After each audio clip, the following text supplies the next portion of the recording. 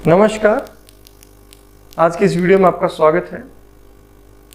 आज का हमारा विषय क्या है कि किसी व्यक्ति के हाथ में सब प्रकार से देखकर ही कैसे पता लगाएं कि धन की मूल स्थिति कैसी रहेगी, उस व्यक्ति को धन आता है नहीं आता है, टिकता है नहीं टिकता, ये सब कैसे पता लगाएंगे।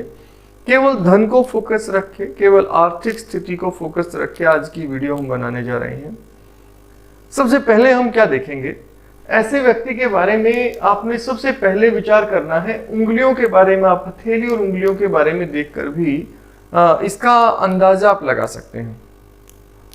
ऐसे व्यक्ति जिनकी उंगलियां लंबी होती हैं और हथेली छोटी होती है, आप दोनों की सिमेट्री देखिए। आमतौर पर हाथों में क्या मिलता है कि ये जो एरिया है, हथेली का जो एरिया है, ये थोड़ा सा अधिक होता है और जो उंगली का क्षेत्र है, उंगलियों को जो आपकी लेंथ मिलती है, लंबाई मिलती है, वो थोड़ी सी कम होती है। आमतौर पर अगर आप हथेली और उंगलियों को मापें तो थोड़ी सी कम होती है मात्रा।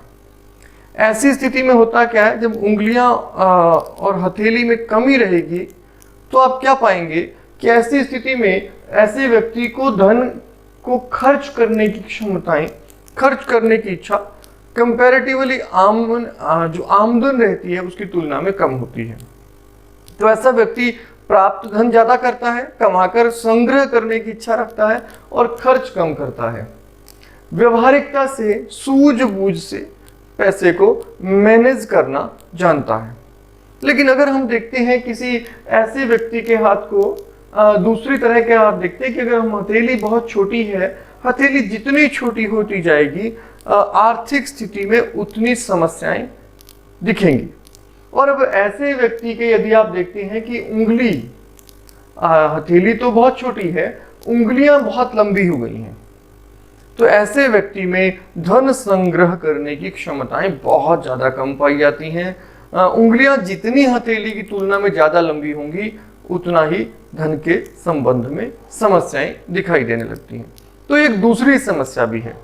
और अगर हम इसी की तुलना में अगर देखते हैं कि उंगलियां आपकी बहुत लंबी भी हैं, हथेली छोटी है और उंगलियां पतली और गठीली हो गई हैं और उंगलियों के बीच में अंतर आ गया है, तब ऐसी स्थिति में हम पाते हैं कि ऐसे व्यक्ति को निश्चित रूप से ज्यादा धन के संबंध में समस्याएं आती हैं।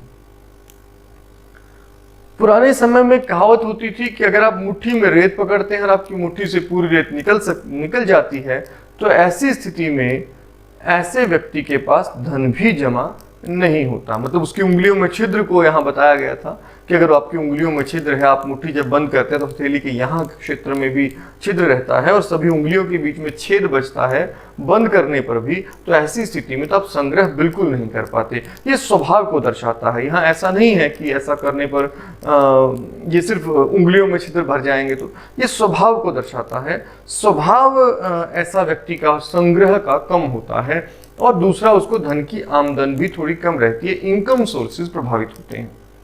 अब इसके अलावा यदि हम इससे बाहर निकलते हैं, हथेली और उंगलियों की तुलना को छोड़ दें, तो फिर दूसरी बात रहती है हाथ का जो बीच का क्षेत्र आपका है,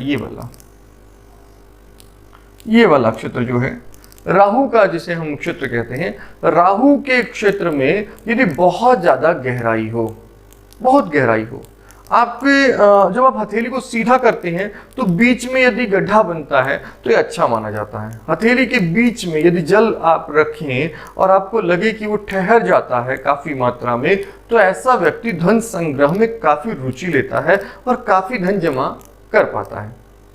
लेकिन ये एक सामान्य स्थिति में होना चाहिए। यदि हथेली में बहुत ज्यादा गहरा गड्ढा हो तो ये राहु के कारण होता है। तो संग्रह करने की इच्छा तो रहती है, किंतु ऐसे व्यक्ति की इनकम सोर्सेज बहुत कम हो जाते हैं, आय ही कम हो जाएगी। अब आय कम हो जाएगी तो धन कहां से बचेगा? तो ये भी अच्छी स्थिति नहीं है। यदि राहु बहुत अधिक गहरा हो, आपको हाथ के बीच में बिल्कुल गड्ढा बनता हुआ प्रतीत हो और ये गड्ढा यदि ऊपर की ओर, ऊपर के पर्वतों तक पहुंच जाए तो ये और बुरा हो जाता है। तो हथेली में गड्ढे का बनना, हल्का सा झुकाव होना और उथला होना, तीन चीजें हो सकती हैं। यदि बहुत गहरा गड्ढा बना है तो धन नहीं रुकेगा, धन की इनकम सोर्सेज भी कम होंगे, धन आएगा भी कम और रुकेगा भी कम। लेकिन यदि हथेली हल्का स्मूथनेस लिए हुए है, हल्का सा झुकाव जो सामान्यतः हथेली के बीच में होता है वैसा है, तो ये अच्छा माना जाता है। लेकिन उथला अगर हाथ बीच में से है, राहु बहुत उठ गया है, ऐसी स्थिति में क्या मानते हैं, जिनकी हथेली के मध्य भाग में गहराई नहीं होती, गड्ढा नहीं होता, उन लोगों के हाथ में पैसा बिल्कुल संग्रह नहीं हो पाता है। वो धन जमा करने की कोशिश करते हैं, धन रुकता ही नहीं, धन भाग जाता है। अब ये भी एक बड़ी समस्या है।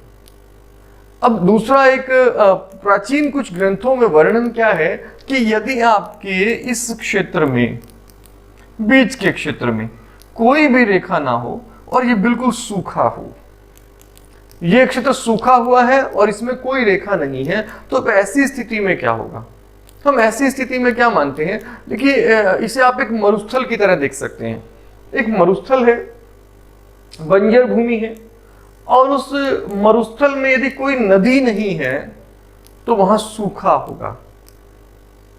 तो इसे बस याद करने के लिए आप इस तरह से सोच सकते हैं कि मरुस्थल में नदी नहीं है तो सूखा होगा। ठीक इसी प्रकार से यदि राहु के क्षेत्र से कोई रेखा नहीं गुजर रही ऊपर की ओर, तो ऐसी स्थिति में धन की काफी मात्रा में कमी ऐसे लोगों में देखी जाती है, ऐसा प्राचीन विद्वानों का मत है। अगर आपको केवल हथेली में कुल 3 रेखाएं भी नहीं है, ऐसा भी पुराने ग्रंथों में कहा गया है कि यदि हथेली में रेखाएं बहुत कम हो तो ऐसा व्यक्ति भी निर्धन होता है। यानी कि अगर 3 तो मुख्य रेखाएं हैं, अगर 3 प्रधान रेखाएं भी ठीक ठीक साफ सुथरी बनी हुई नहीं है, वो भी टूटी फूटी जर्जर हालत में है और उनकी स्थिति भी बहुत अच्छी नहीं है, जीर्ण शीर्ण प्रकृति की रेखाएं हैं, ये बहुत कमजोर हैं, और केवल 3 रेखाएं हैं या 3 भी नहीं है, तो ऐसी स्थिति में धन का काफी अभाव होता है। इसकी कारण एक बुद्धि की सक्रियता भी है। आप पाएंगे कि उन लोगों के हाथ में जिनके हाथों में बहुत कम रेखाएं होती हैं, बहुत अधिक कम रेखाएं होती हैं, उन लोगों की बौद्धिक सक्रियता बहुत कम होती है।